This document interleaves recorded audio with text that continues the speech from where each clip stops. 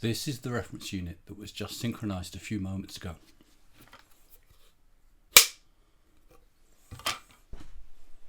This is Unit 1 that was synchronized 48 hours ago.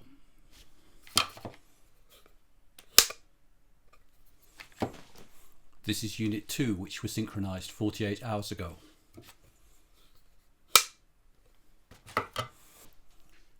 This is Unit 3 that was synchronized 48 hours ago.